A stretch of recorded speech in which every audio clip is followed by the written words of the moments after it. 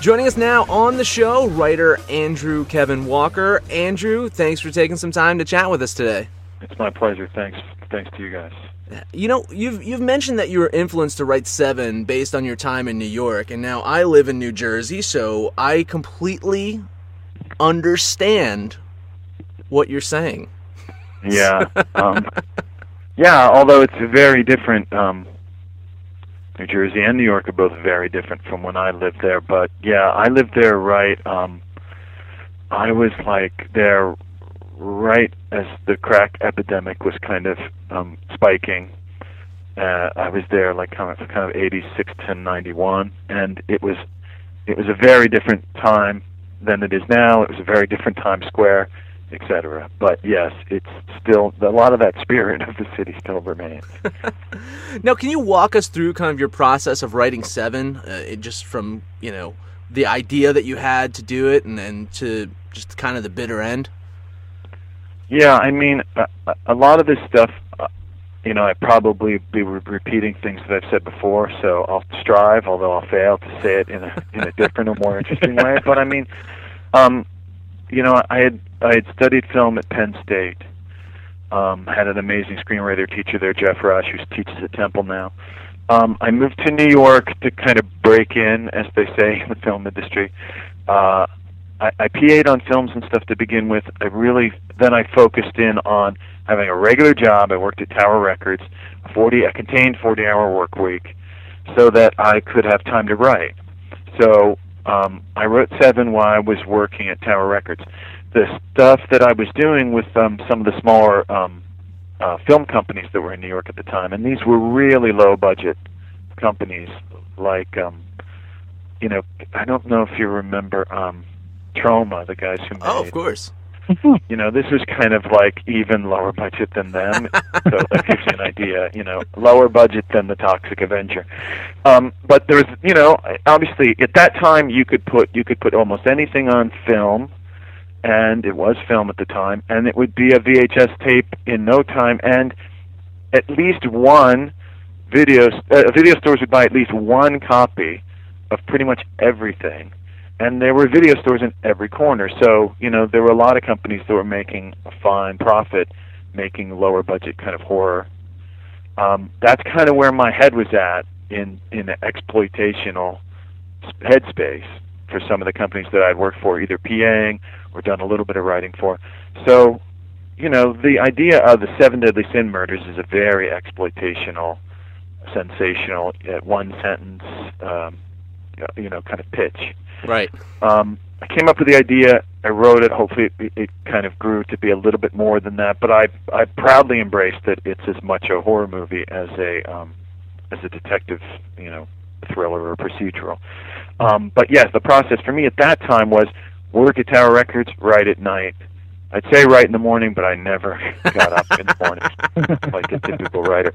So, it probably took me. It typically takes me once a lot of research has been done and outlining, and I'm a big, huge, believer in outlining beforehand, at least for me, and 3-act structure.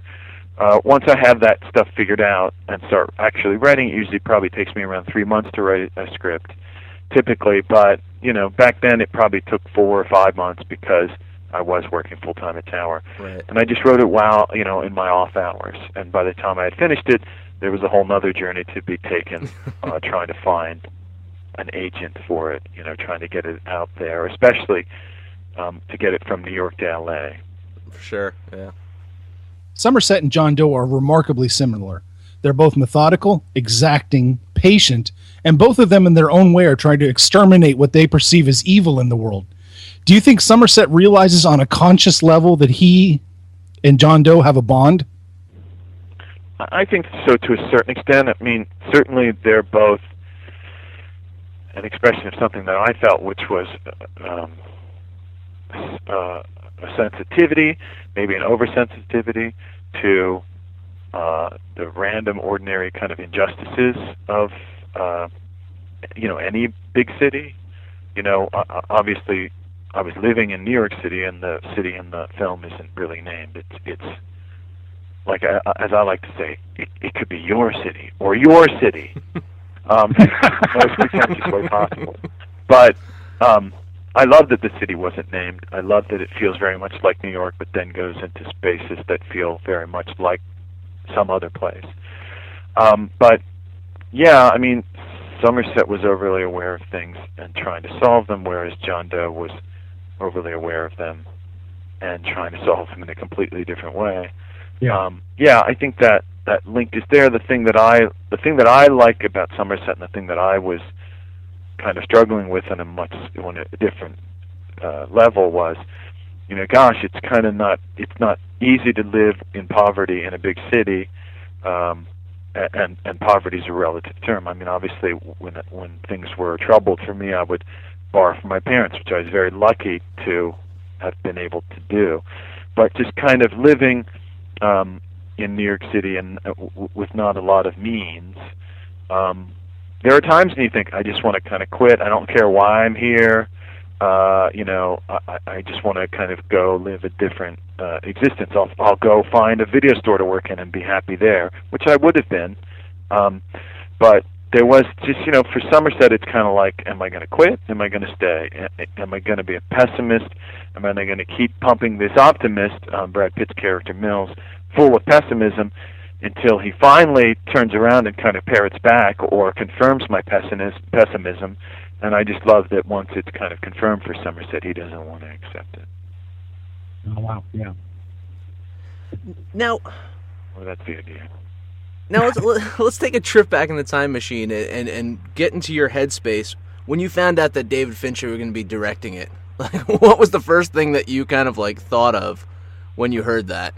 Well, I mean, obviously, there was no way for me to know how much it would change kind of every aspect of my life. But, this is David, like, at the time that he had directed Alien 3, which I thought was a really cool movie. I thought, you knew you were going to get this incredibly visual guy, but, I didn't know him at all. So I don't know that I had any sort of expectation one way or the other until the very first time I met him, and I remember it must have been at Arnold Copelson, the producer's office, and I sat down. I probably had my little backpack, and I definitely had my Marvel composition book and opened it dutifully, and I took out my pen and was ready to discuss the script with Fincher at the first meeting where I sat down with him. And I remember very specifically he said, look, let's just close your notebook, put your pencil and pen away. Let's just talk about it. I remember the first moment I met him. I remember how cool he was and thoughtful about it, and how it wasn't all about just a litany of notes that were going to kind of spring from him to guide my script to the right place. And it was also in the wake of me having already done a massive rewrite of the script in the months before that, or even years before that, for Jeremiah Chechik, the director who directed Christmas Vacation. He was the first one that was attached when there was different ownership of the script. Jeremiah Chechik was attached to direct the script, and I did a massive rewrite for him, again, kind of dutifully, among my first jobs here. So Fincher was a lifeline. Like, we can get into that a little bit, but he had accidentally sent my first draft. Yeah. He didn't. They had meant to send him this rewrite that I had done from Jeremiah Chechik, which had a completely different ending, no head in the box. It was completely different.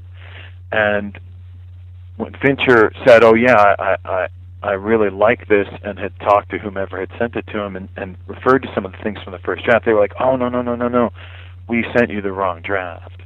Let us correct that." So they sent him the rewrite, and he didn't like it as much. And he really was the fulcrum on which getting back to the original intention swung. It was all because of him. So sitting down and talking with a partner in crime, which we've become more and more of as the years pass, was a godsend.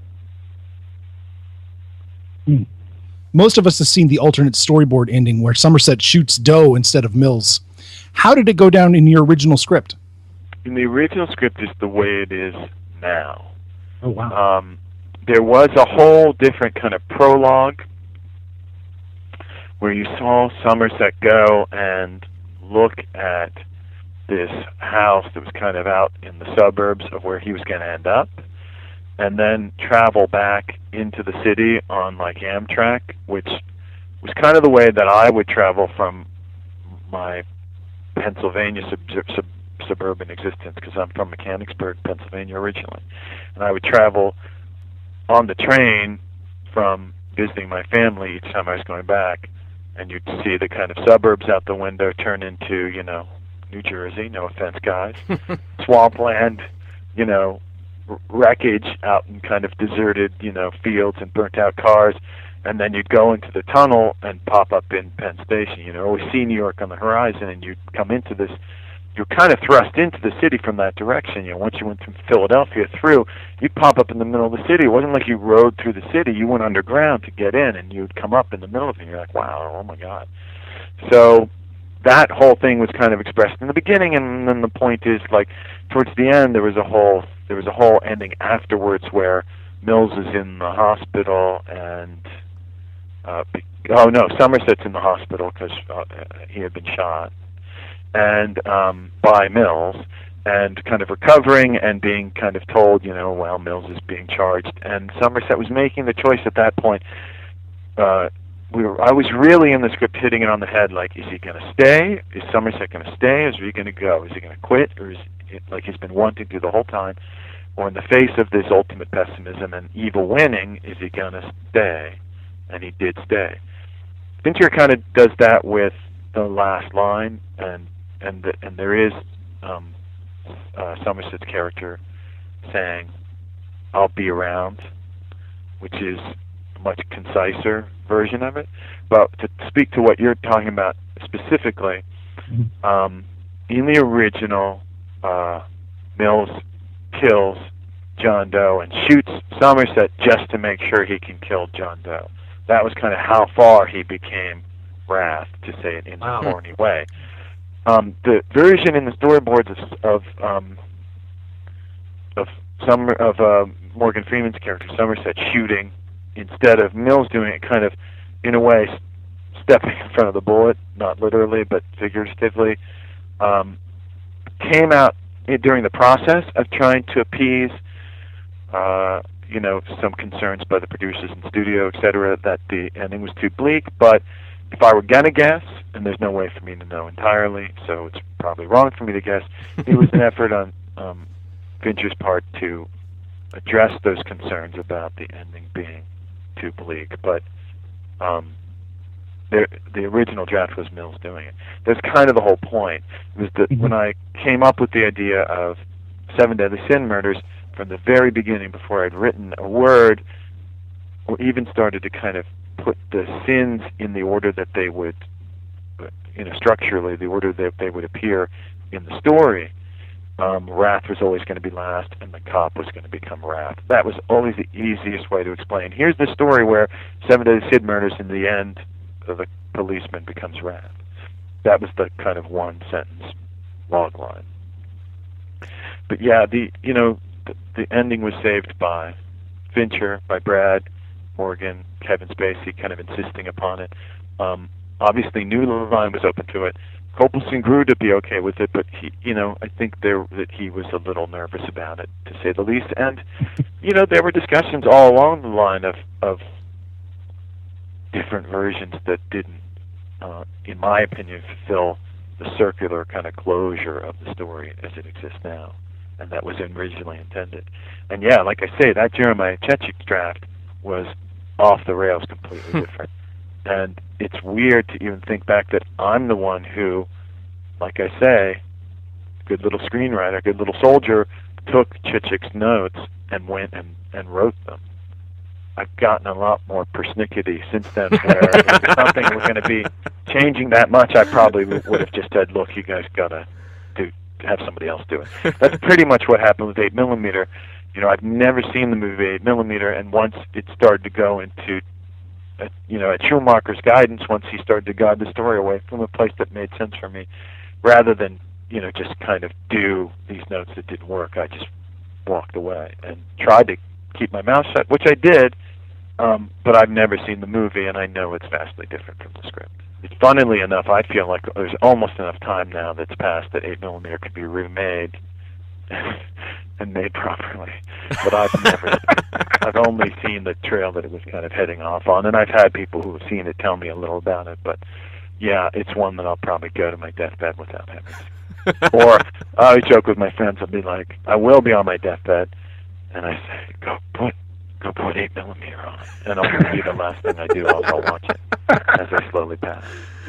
You might be able to just pay Nicolas Cage to come in and just reenact it for you in the hospital. I'm not touching that. I think he was a great choice. It's just I have no idea. I've never seen it. I think it's a pity because that was an incredibly bleak story that I think had some of the. I think the exact opposite thing happened, where it was an attempt to make it more palatable may have sapped some of the strength out of it. Whereas the opposite happened with Seven, and not to say that it's my way or the highway. Fincher had, and everything I've worked on, the director's always made major contributions that, and especially with Fincher, are incredibly collaborative, number one, and also incredibly important. The thing with Fincher for me is, I always say, if he only had the patience, he could just write them himself. Right. But he's very specific, which is an incredibly great thing, in my opinion, as a screenwriter. When the director's that specific about what they want, it's very helpful, especially when they're as great as Fincher when it comes to all the stuff he does so well. Were you on hand for that infamous New York test screening? I don't remember that ever testing, but it may have gone to black, and then they may have had that "The World is a Fine Place Worth Fighting For." But David, I think he always knew that it was an important part of the conflict, and the story wasn't really over until Morgan expressed an intention as to whether witnessing this had pushed him to leave or to kind of eschew his. As if that's a word, I think it is a word, to eschew his kind of cynicism and stay. And I don't know that he may have, again, it may be another thing that kind of made it into storyboards, but I don't even remember it ever being tested outside of California. I remember there was a test screening that was kind of up north, and there was at least another nearby, I believe, but I don't think they ever took it to the East Coast to test it, but I could be completely wrong. Did you read or have anything to do with the 7 graphic novels? Didn't have anything to do with those. They were a little surprising to me because they were using stuff that I had written, but right. The graphic novels, if I remember correctly, kind of are exploring John Doe, right? Yes, it's each scene. Yeah. And it's always been an opinion of mine that the less you know about him, the better. Absolutely. Which is why, attempts over the years, failed at so far attempts over the years to either make a sequel to 7, but especially a prequel to 7, never kind of made sense to me. There was the idea of doing a prequel that was all about John Doe, and it's like his name is John Doe for a reason. There's a reason he chose to call himself John Doe, and there's a reason in the story that this unknowable thing touches these people's lives, and the ripples from that moment in time, and how it stretches out in all directions for the people who cross paths with him and can't get these answers. When you start to give those answers to an audience, I just think it's again takes some of the power out of the story, and it demystifies or explains things that should be left kind of unexplainable, or unexplained at least. John Doe says it, the Lord, however the exact quote is, the Lord works in mysterious ways. It's a way of kind of addressing, a friend of mine, when I was writing it, and I was saying, I'm just going to leave his intentions completely in the dark. I'm never going to have him explain them. And my friend was saying that's kind of, a cheat and a bit of a cop-out. So the Lord works in mysterious ways speaks volumes for as much explanation as John Doe, I think, wants to offer. And I think that's as far as you should go as a storyteller, kind of trying to explore that. I would be more open to a sequel that's, based on years down the line and John Doe's notebooks becoming almost like a biblical text for other lunatics, because they would be preserved somewhere, and something that shoots off in a completely other direction. But I do love the fact that they've never managed to make a sequel or prequel to Seven, and it's been allowed to kind of stand on its own. I really appreciate that. Totally, for sure. And you've kind of kept a good relationship with David over the years as well. Did you actually do some rewriting on Fight Club? Yeah, I worked on Fight Club, and I worked on the game. Yeah. And then, recently I've done stuff like did some rewriting for the last draft of Girl Who Played with Fire. I did a rewrite on 20,000 Leagues Under the Sea. It's such a pleasure to do anything with him. So it's been great to be involved in all kinds of things with him, including those little short, films / commercials for BMW years ago that he was producing. Right. That, Von Kar-wai directed one, Frankenheimer directed another of the ones that I wrote. There were others that he directed, etc. But, anything that Fincher wants to do, as long as I don't think I'm going to completely screw it up, which I do often, I'm kind of reporting for duty. That said, I so respect him, I so value him as a friend. There's a little extra pressure when I step up to write something for him because I don't want to disappoint him, and I am incredibly neurotic already about writing, so my convincing myself that I'll fulfill the requirements of any writing assignment are already, it's already not an easy thing for me to say, yeah, I can do this. I have to feel like I'm going to contribute 110% to everything, and especially with Fincher. Absolutely. Now, you have a novella coming out, right? Yeah, I actually worked on this. I would love to call it a novel, but it's a novella. It's pretty short, which is why it'll be an Amazon single, which I'm incredibly gratified that they're going to release it, and it should be definitely out before the end of this month, June. It's called Old Man Johnson, and yeah, it's my first prose that I'm putting out there, so it should be interesting. It's a very strange little kind of, it's like a kind of indie film, but it's in words. What a way to say it. I'm supposed to be a writer. It's in words. It's a story about a young guy who thinks he's very, very old, and this 20-something girl, Abby, who kind of crosses paths with him, and this guy Johnson, who's young, like I say, who seems to think he's very old, is interacting on a peer level with her actually elderly grandfather, and she's just trying to figure out if this guy's a complete lunatic. So hopefully it'll be amusing to some. But yes, I'm very proud of it. I'm super excited that it's going to be an Amazon single. That's fantastic, and we'll make sure that we post a link on our site so people can check that out. We're definitely going to check it out as well. I know that you're working on some things that you really can't talk about, but are there any things that you can mention while we have you here? Well, hopefully the stuff that I, can't talk about, I'll be able to talk about in a few days. It's like deals closed, but I definitely want to tease, so stupid, but I love the guys at Titmouse who do the animation for a lot of the Adult Swim stuff like Metalocalypse and Super Jail. My friend Gavin Pallone and I are teaming up with Titmouse to do an independent feature-length adult animation thing with Titmouse. That's pretty much all I want to say about it. But it's kind of full steam ahead with Titmouse, and they are just like the most creative, incredible animators, so I'm super excited about that. Which is probably a year or two, kind of down the road. And I think that's pretty much all I have to kind of tease until these things kind of fall into place, which is just embarrassing and stupid. But if I talk about them now, I'll get in super big trouble.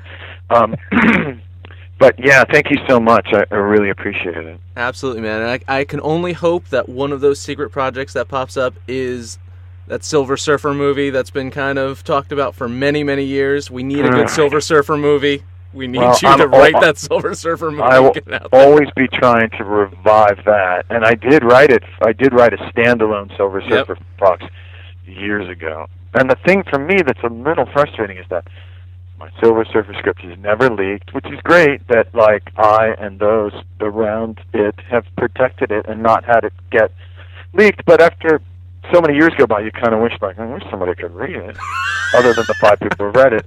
Same with my Batman versus Superman, because the Akiva draft leaked, but my draft is never leaked. And there's a few others that are ones that you're proud of, that you don't want them to leak at the end of the day. Like, you still kind of hope that they'll get made. But yeah, we'll keep our fingers crossed. If I have opportunity to ever work on Silver Surfer again, he's one of my all-time favorites. Fantastic. Same here. Andrew, really, really appreciate the time. Thank you so much for chatting today. Yeah, no problem. Thank you. Thank you.